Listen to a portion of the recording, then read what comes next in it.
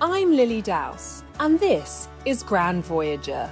In this series, I travel the world to discover incredible places filled with culture, luxury, and adventure.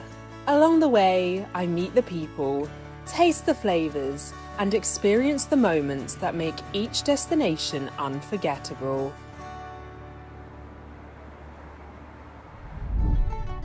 Today, I'm travelling to Scotland, where historic cities, proud traditions, and stunning landscapes come together.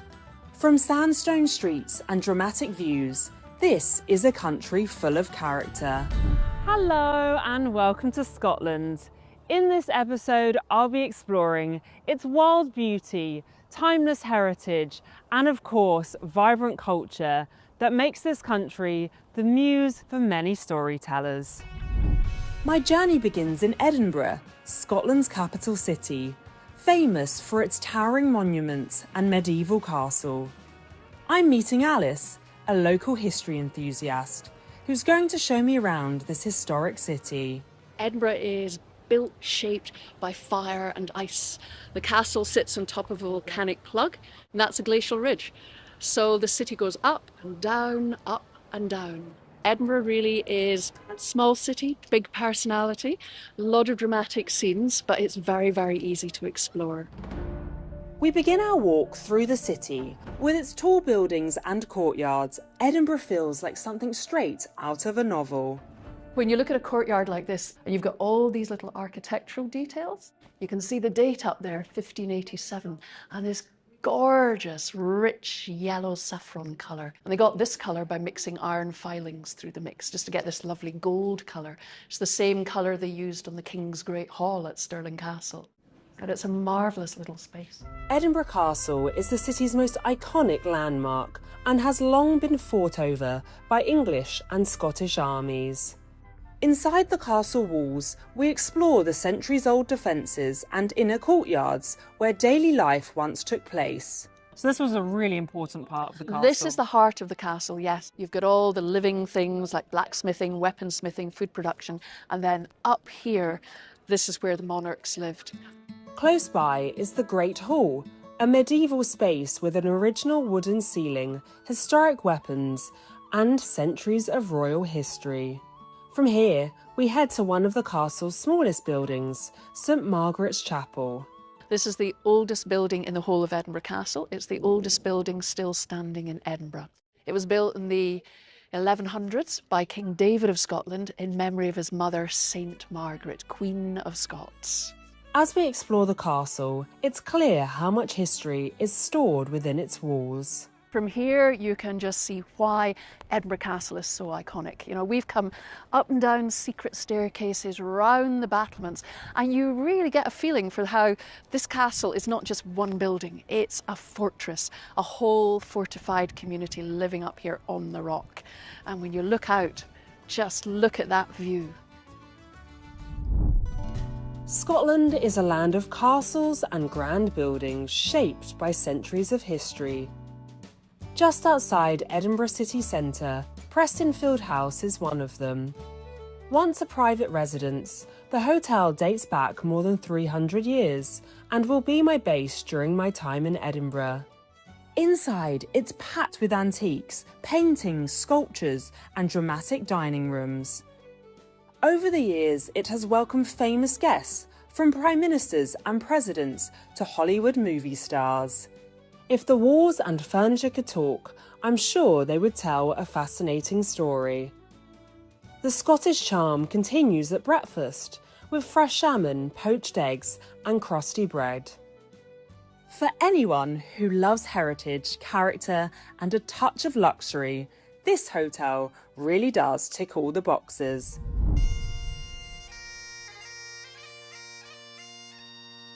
Nothing says Scotland quite like the sound of bagpipes.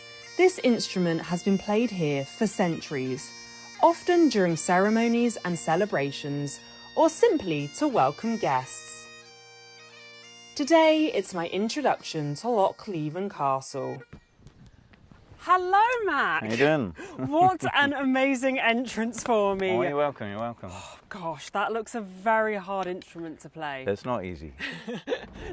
With the castle walls behind us, I learn why the ruins have such an important place in Scottish history. The history goes back to the kind of 13th century. Mary Queen of Scots was imprisoned here for a year until she managed to escape, and she went on to many years in prison in England, eventually lost her head. Mary Queen of Scots remains at the heart of Lochleven Castle's story. As we explore the grounds, I'm curious to find out more about the ruins and her time here. So this is the very building where Mary would have lived for a year? That's it, the Tower House. Not much left, but you can make out, you know, where the floors were. There was no escape from this island. It was easy to guard, surrounded by water, and they could keep an eye on her with very few guards. Her imprisonment came at a time of deep political tension, when some viewed her as a threat to the country. So Mary would have been kept in pretty much at the lap of luxury as far as prisoners go, and she would have had her attendants, you know, serving her as well. Today, the ruins remain closely tied to the story of Mary, Queen of Scots.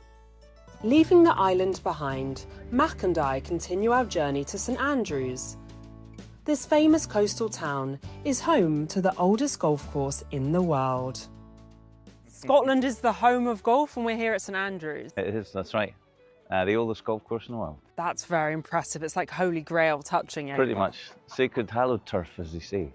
And why is golf so important to Scottish people? It's one of our national sports. This is the home of golf. It's very popular, and now we've been playing it for centuries. So there's a lot of history where we're standing right now. You feel the history, like it's definitely. all around you.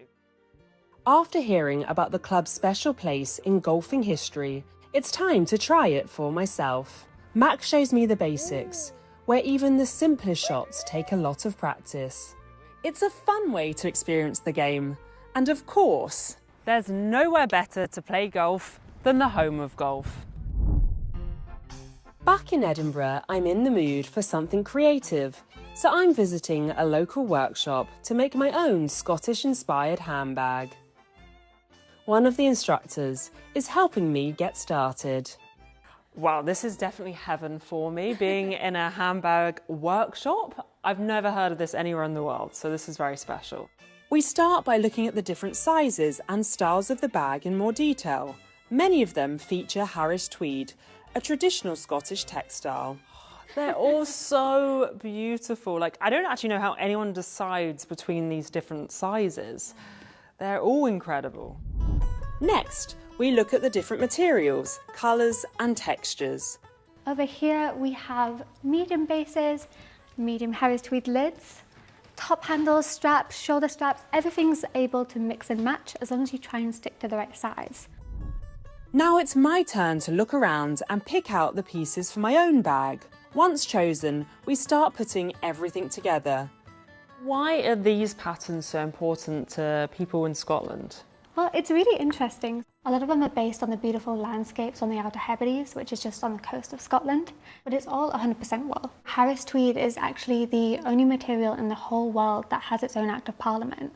So it is hand woven in the Outer Hebrides using no electricity, and it's a technique that's been used for like centuries.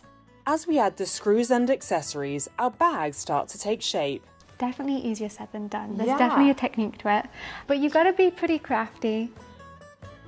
For visitors to Edinburgh, this is a perfect way to spend an afternoon, making something personal, learning a Scottish craft, and having a lot of fun along the way. This is looking amazing. I'm very proud. It looks fantastic. Congratulations. You have officially made your very own Harris tweed bag. This is a new obsession now, getting to make handbags. Everyone's going to be so impressed wherever I travel. I have my amazing Islander bag. You can say Harris tweed made in Scotland, satchel made by me. Edinburgh has inspired writers and poets for centuries. To learn more, I'm meeting a local historian at an old surgical hospital with a surprising story. Where we're standing now is effectively the birthplace of the two most famous characters in fiction. I suppose you could say the world's first two superheroes. Sherlock Holmes and Dr. Sherlock Holmes, of course. Okay, yeah. Because this is where their creator, Arthur Conan Doyle, studied medicine. This is where he met the man who inspired Sherlock Holmes, his teacher, Dr. Joseph Bell. But the author's time here inspired more than just Sherlock Holmes. It also helped inspire his famous companion, Dr. Watson. It's really interesting to think that for all the times I've watched Sherlock Holmes, this is where the inspiration came from.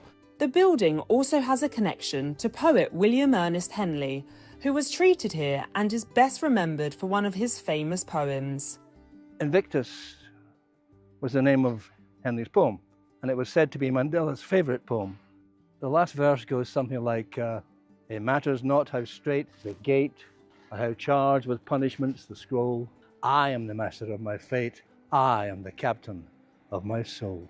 So you can see where Mandela was inspired by it. A short walk away is another stop on Edinburgh's literary trail. Can you see the Drummond Street sign? Well, it's behind the window on a table above the sign, above it, that J.K. Rowling wrote some of the early chapters of the very first Harry Potter novel. She said she liked the cafe because she could buy one espresso, probably the cheapest, sit for a couple of hours and write, and they wouldn't throw her out. And now she can afford way more than an espresso. Yeah, way more than an espresso. Harry Potter and Sherlock Holmes are two of many characters connected to Edinburgh, a city full of history, stories, and royal heritage. I've had an incredible time exploring the capital and seeing more of what Scotland has to offer.